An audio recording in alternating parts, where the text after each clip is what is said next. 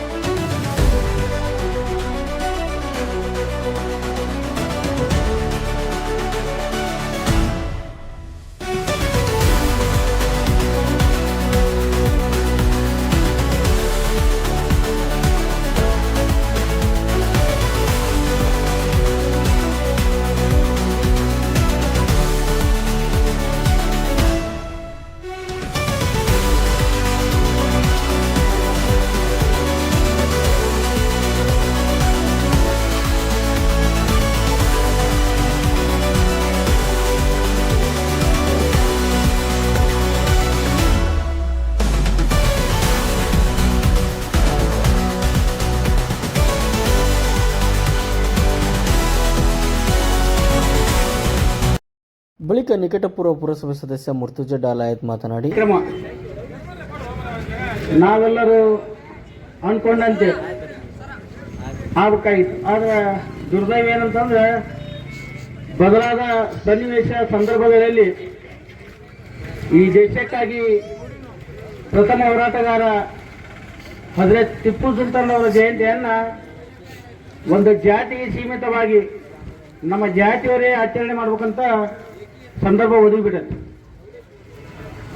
ರಾಜಕೀಯ ವ್ಯವಸ್ಥೆಯಲ್ಲಿ ಹಜರತ್ ಟಿಪ್ಪು ಸುಲ್ತಾನ್ ರವರನ್ನ ಸುಮಾರು 275 ವರ್ಷ ಆದರೂ ಕೂಡ ಇವತ್ತಿಗೂ ಈ ಬ್ರಿಟಿಷರ ಸಂತತಿಗಳು, ದೇಶದ್ರೋಹಿಗಳು, ಭಾರತದ ಸ್ವಾತಂತ್ರ್ಯಕ್ಕೆ ವಿರೋಧ ವ್ಯಕ್ತಪಡಿಸಿದಂಥ ಕೆಲವೊಂದು ಅನುಯಾಯಿಗಳು ಇಂದಿಗೂ ಕೂಡ ಹಜರತ್ ಟಿಪ್ಪು ಸುಲ್ತಾನ್ ಅವರ ಹೆಸರನ್ನು ಕೇಳಿದ್ರೆ ಅವ್ರಿಗೆ ಏನೋ ನಮ್ಮ ಚೋಕರದ ವಿಚಾರ ಆಗೈತಿ. ಬೆಳಗಿನಿಂದ ಹಲವಾರು ಜನ ಯುವಕರು ಮತ್ತು ಹಿರಿಯರೆಲ್ಲ ನಾವು ಈ ಫೇಸ್ಬುಕ್, ವಾಟ್ಸಪ್ ಇವೆಲ್ಲ ಪರಿಶೀಲನೆ ಮಾಡಿದಾಗ ಈ ಬ್ರಿಟಿಷರ ಸಂತತಿಗಳು ಟಿಪ್ಪು ಸುಲ್ತಾನರ ಬಗ್ಗೆ ಹಾಕಿದಂಥ ಪೋಸ್ಟನ್ನು ನೋಡಿದ್ರೆ ಪ್ರತಿಯೊಬ್ಬರಿಗೂ ಆ ಟಿಪ್ಪು ಸುಲ್ತಾನರ ಬಗ್ಗೆ ಇರುವಂಥ ಗೌರವ, ಅಭಿಮಾನಕ್ಕೆ ಚ್ಯುತಿ ಬರುವಂಥ ರೀತಿಯಲ್ಲಿ ಪೋಸ್ಟ್ ಮಾಡ್ಯಾರ. ಆದರೂ ಕೂಡ ನಮ್ಮ ಸಮಾಜದ ಎಲ್ಲ ಯುವಕರು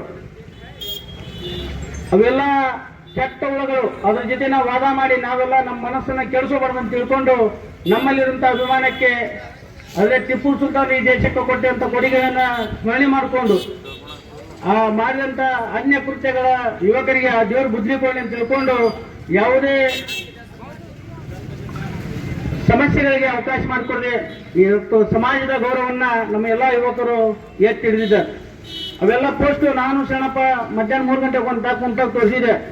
ಅವರೆಲ್ಲ ಯಾವ ರೀತಿ ಸ್ಥಿತಿಗೆ ಅಂದ್ರೆ ಏನಿದೆ ಇದು ಹಜರತ್ ಟಿಪ್ಪು ಸುಲ್ತಾನ್ ಅಲ್ಲದೆ ಬೇರೆ ಯಾರಿಗಾದ್ರೂ ಈ ರೀತಿ ಪೋಸ್ಟ್ ಮಾಡಿದ್ರ ಅಥವಾ ಈ ರೀತಿ ಏನೊಂದು ವ್ಯಕ್ತಪಡಿಸಿದ್ರೆ ಅಂದ್ರೆ ಇಡೀ ಕರ್ನಾಟಕದಲ್ಲಿ ಒಂದು ಬೆಂಕಿ ಹತ್ತುವಂತ ವಾತಾವರಣ ಆಗುತ್ತಿತ್ತು ಅಂತ ಅವ್ರು ಹೇಳಿದ್ರು. ಆ ದುರ್ಗವ್ ಏನಾಗುತ್ತೆ ಅಂದ್ರೆ ವಾತಾವರಣ ರಾಜಕೀಯ ಸನ್ನಿವೇಶದಲ್ಲಿ ನಮ್ಮ ಸಮಾಜ ಸಿಕ್ಕೊಂಡು ನಲುಗುವಂತ ಪರಿಸ್ಥಿತಿ ಎದುರಾಗ್ಬಿಟ್ಟಿದೆ. ಏನೋ ಮಾತಾಡುವಂತ ಪರಿಸ್ಥಿತಿ ತಂದು ಹೋಗಿಬಿಟ್ಟಿದ್ದಾರೆ. ಕಳೆದ 2-3 ದಿನದಲ್ಲಿ ಏನು ಈ ಸಮಾಜ ಒಂದು ಎಲ್ಲರೂ ಕೂಡಿ ಒಂದು ಒಳ್ಳೆ ಕಾರ್ಯಕ್ರಮ ಮಾಡ್ಬೇಕಂತೇಳಿ ಆಯೋಜನೆ ಮಾಡ್ಕೊಂಡಿದ್ವಿ. ಆದರೆ ಹಲವಾರು ಸಮಸ್ಯೆಗಳು ಬಂದ ಕಾರಣ ನಮ್ಮ ಸಮಾಜ ಏನೇ ಒಂದು ದೊಡ್ಡ ಮನಸ್ಸು ಮಾಡಿ ಬೇಡಪ್ಪ ಆ ಮನುಷ್ಯ ಏನ್ ಮಾಡಂತ ಇಡೀ ಜಗತ್ತಿಗೆ ಗೊತ್ತೈತೆ, ನಾನೇನು ಅಂತ ದೇಶಭಕ್ತರಿಗೆ ಗೊತ್ತೈತೆ, ನಾವು ಒಂದು ಕಾರ್ಯಕ್ರಮ ಮಾಡಿ ಜಯಂತಿ ಮಾಡಿದ್ರಾಟ ಈ ದೇಶಕ್ಕೆ ಅವ್ರ ಇತಿಹಾಸ ಹೇಳುವಂಥದ್ದಲ್ಲ. ಈಗಾಗಲೇ ಹಲವಾರು ಸಾಹಿತಿಗಳು, ಬುದ್ಧಿಜೀವಿಗಳು ಸಾರಿ ಹೇಳಿದ್ದಾರೆ. ಇವತ್ತು ಮೈಸೂರು ಹುಲಿ ಯಾರಂತೇಳಿ ನಾವೆಲ್ಲ ಚಿಕ್ಕಂದಿನಿಂದ ಅವರ ಪ್ರೇರಣೆಯನ್ನು ಪಡೆದುಕೊಂಡು ಅವ್ರ ಇತಿಹಾಸನ ಓದಿ ಈ ಮಟ್ಟಕ್ಕೆ ಬಂದೀವಿ. ಆದ್ರೆ ಒಂದಿಲ್ಲ ಒಂದು ದಿನ ಹಜರತ್ ಟಿಪ್ಪು ಸುಲ್ತಾನ್ ಅವರ ಜೀವನದ ಚರಿತ್ರೆ ಮತ್ತು ಅವರ ಸಾಧನೆ ಈ ದೇಶಕ್ಕಂತ ಕೊಡುಗೆಗಳ ಮೇಲೆ ಬೆಳಕು ಚೆಲ್ಲುವಂತ ಕಾಲ ಬರ್ತೈತೆ. ಅಲ್ಲಿವರೆಗೂ ಕೂಡ ನಾವೆಲ್ಲರೂ ಯುವಕರು, ನಮ್ಮ ಸಮಾಜದವರು ಸ್ವಲ್ಪ ಶಾಂತ ರೀತಿಯಿಂದ ವರ್ತನೆ ಮಾಡಬೇಕಾಗಿದೆ. ಯಾಕಂದ್ರೆ ವಾತಾವರಣ ಸ್ವಲ್ಪ ತಿಳಿಯಾಗಿಲ್ಲ.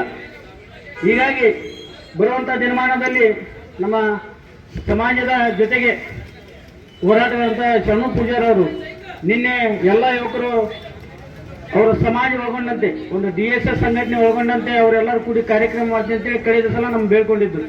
ನಾವೆಲ್ಲ ಟಿಪ್ಪು ಸುಲ್ತಾನ್ ಜಯಂತಿ ನಾವು ಕೂಡ ಈ ದೇಶಕ್ಕೆ ಅವ್ರು ಕೊಡುಗೆ ಕೊಟ್ಟರ ನಾವು ನೀವು ಕೂಡಿ ಜಯಂತಿ ಮಾಡೋಣ ಅಂತ ಕೇಳಿದಾಗ ನಮ್ಗೆ ಭಾಳ ಖುಷಿಯಾಗಿತ್ತು. ಆದರೆ ಕೆಲವು ಸಂದರ್ಭದಲ್ಲಿ ಈ ಒಂದು 8-10 ದಿನದಲ್ಲಿ ಅವ್ರಿಗೆ ಸಂಪರ್ಕ ಮಾಡ್ಬೇಕಾದ್ರೆ ನಮಗೆಲ್ಲ ಅಸಾಧ್ಯವಾಗಿದೆ.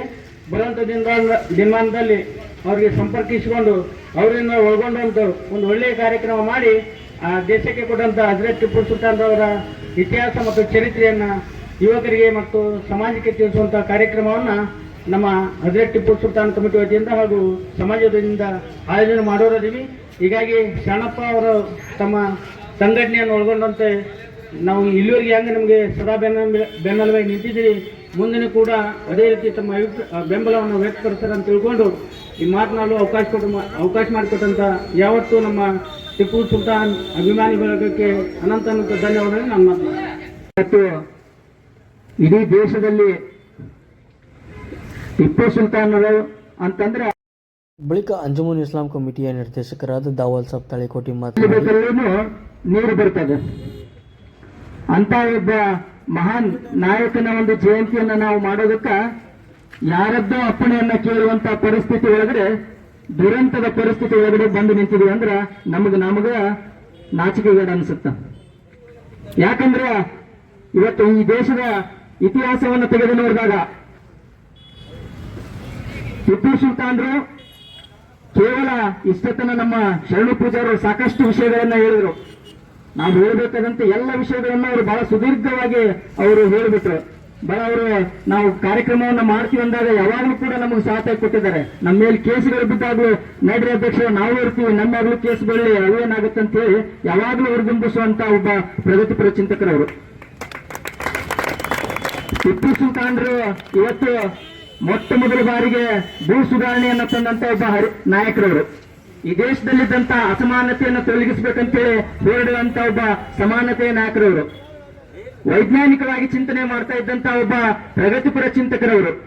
ಅವ್ರ ಬಗ್ಗೆ ಮಾತನಾಡ್ಬೇಕಂದ್ರ, ಅವ್ರ ಬಗ್ಗೆ ನಾವು ಇಲ್ಲಿ ನಿಂತು ಮಾತಾಡ್ತೀವಿ ಅಂದ್ರ ಮೈಯಾಗಿರುವಂತ ರೋಮಗಳು ಕೂಡ ಎದ್ದು ನಿಲ್ತಾವು.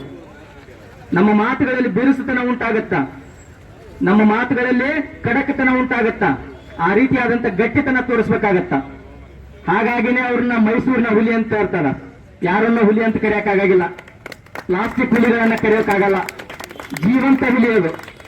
ಅಂತ ಹುಲಿಯ ಜಯಂತಿಯನ್ನು ಮಾಡಬೇಕಂದ್ರ ಏನ ಗಟ್ಟಿತನ ಬೇಕು, ಬದ್ಧತೆ ಬೇಕು. ಸೈದ್ಧಾಂತಿಕ ಬದ್ಧತೆ ಇದ್ದಾಗ ಮಾತ್ರ ಈ ರೀತಿಯಾದಂತ ಜಯಂತಿಗಳನ್ನ ಮಾಡೋದಕ್ಕೆ ಸಾಧ್ಯ ಆಗತ್ತ. ಇವತ್ತು ಗಜೇಂದ್ರಗಢದ ಒಳಗಡೆ 2013ರಿಂದ ಹಜರತ್ ಟಿಪ್ಪು ಸುಲ್ತಾನ್ ನೌಜವಾನ್ ಕಮಿಟಿ ವತಿಯಿಂದ ನಾವು ಅನೇಕ ರೀತಿಯಾದಂತ ಕಾರ್ಯಕ್ರಮಗಳನ್ನ ಮಾಡ್ಕೊಂತ ಬಂದ್ವಿ. ಆದ್ರೆ ಇವತ್ತು ಹಿಂದಿದೆ ಇದನ್ನ ರಾಜಕೀಯ ಪ್ರೇರಿತವಾಗಿ ಮಾಡಿ ಟಿಪ್ಪು ಸುಲ್ತಾನ್ನನ್ನ ಒಬ್ಬ ಒಂದು ಕಮ್ಯುನಿಟಿಗೆ ಸೀಮಿತ ಮಾಡಿ ಅವ್ರನ್ನ ಬೆಂಕಿ ಹಚ್ಚುವಂತ ಕೆಲಸಗಳನ್ನ ಇವತ್ತು ರಾಜಕಾರಣಿಗಳು ಕುಂತು ಮಾಡಿದ್ರು. ಇವತ್ತು ಆಡಳಿತ ಮಾಡ್ತಾ ಇರುವಂತ ಏನು ಸರ್ಕಾರ ಇರ್ಬೋದು, ಇವತ್ತು ದಲಿತರ ಪರವಾಗಿದ್ದೀವಿ, ಮುಸ್ಲಿಮರ ಪರವಾಗಿದ್ದೀವಿ ಅಂತ ಹೇಳುವಂತ ಸರ್ಕಾರಗಳು ಯಾಕಪ್ಪ ನಿಮ್ ಕೈಲಿ ಟಿಪ್ಪು ಸುಲ್ತಾನ್ ಜಯಂತಿಯನ್ನ ಮರು ಆಚರಣೆ ಮಾಡ್ಲಿಕ್ಕೆ ಸಾಧ್ಯ ಆಗ್ತಾ ಇಲ್ಲ? ತಾವೇ ಆಡಳಿತಕ್ಕೆ ಬಂದಿದ್ರಲ್ಲ, ಸೌಹಾರ್ದತೆ ಸರ್ಕಾರ ಇದೆಯಲ್ಲ, ತಾವು ಮರು ಜಾರಿಗೆಯನ್ನು ಮಾಡಬಹುದಲ್ಲ, ಯಾಕೆ ಮಾಡ್ಲಿಕ್ಕೆ ಸಾಧ್ಯ ಆಗ್ತಾ ಇಲ್ಲ? ಕೇವಲ ಬಾಯಿ ಮಾತುಗಳಿಂದ ನಮ್ಮ ಹೊಟ್ಟೆ ತುಂಬಲ್ಲ, ಬಾಯಿ ಮಾತುಗಳಿಂದ ಹೊಟ್ಟೆ ತುಂಬಲ್ಲ ಸ್ವಾಮಿ. ಮೊದಲು ಹೇಳುವಂತ ನೀವು ನಡೆದುಕೊಳ್ಳಬೇಕು, ನುಡಿದಂತೆ ನಡೆದುಕೊಂಡಾಗ ಮಾತ್ರ ಅದು ಸಾಧ್ಯ ಆಗುತ್ತೆ. ಇವತ್ತು 2013ರಿಂದ ಟಿಪ್ಪು ಸುಲ್ತಾನ್ ನೌಜವಾನ್ ಕಮಿಟಿ ಅನೇಕ ಕಾರ್ಯಕ್ರಮಗಳನ್ನ ಮಾಡ್ಕೊಂಡು ಬಂತು. ಯೋಧರಿಗೆ ಸನ್ಮಾನ, ರೈತರಿಗೆ ಸನ್ಮಾನ, ವಿದ್ಯಾರ್ಥಿಗಳಿಗೆ ನಾವು ಟಿಪ್ಪು ಸುಲ್ತಾನರ ಬಗ್ಗೆ ಬರವಣಿಗೆಯ ಮೂಲಕ ಪ್ರಬಂಧ ಸ್ಪರ್ಧೆಗಳನ್ನ ಏರ್ಪಡಿಸಿ ಅವರನ್ನ ಉತ್ತೇಜನಕ್ಕೆ ಮಾಡಲಿಕ್ಕೆ ಸಹಾಯ ಆಯಿತು. ಆದ್ರೆ ಇವತ್ತು ದುರಂತ ಏನು ಅಂತಂದ್ರೆ ಗಜೇಂದ್ರಗಢದಲ್ಲಿ ಸುಮಾರು ಒಂದು 12 ವರ್ಷದಿಂದ ಕಾರ್ಯಕ್ರಮ ಮಾಡ್ಕೊಂತ ಬಂದು 2021 ಅದ್ದೂರಿಯಾಗಿ ಕಾರ್ಯಕ್ರಮ ಮಾಡಿದಾಗ ನಮ್ಮ ಮೇಲೆ ಕೋವಿಡ್ನ ಒಂದು ಕಾಯ್ದೆಯನ್ನ ಹೇರಿ ನಮ್ಮ ಮೇಲೆ 26 ಜನರ ಮೇಲೆ ಕೇಸ್ಗಳನ್ನ ಹಾಕ್ತಾರ. ನಾವೇನು ಅಂಜಿಲ್ಲ. 21 ಆದ್ರೂ ಕೂಡ 2022ರಲ್ಲಿ 272ನೇ ಜಯಂತಿಯನ್ನ ಇದೇ ಶಾದಿ ಮಾಲಿನ ಒಳಗಡೆಗೆ ಅಮೀರ್ ಬನ್ನೋರಿ ಅವ್ರನ್ನೆಲ್ಲನ್ನೂ ಕರೆದು ಕಾರ್ಯಕ್ರಮವನ್ನ ಮಾಡಿದೀವಿ. ಕೇಸ್ ಬಿದ್ದಾವಂದ್ರೂ ನಾವು ಎದುರಿಲ್ಲ, ಕೇಸ್ ಬಿದ್ದರೂ ಕೂಡ ನಾವು ದಕ್ಕಿಸ್ಕೊಳ್ತೀವಿ.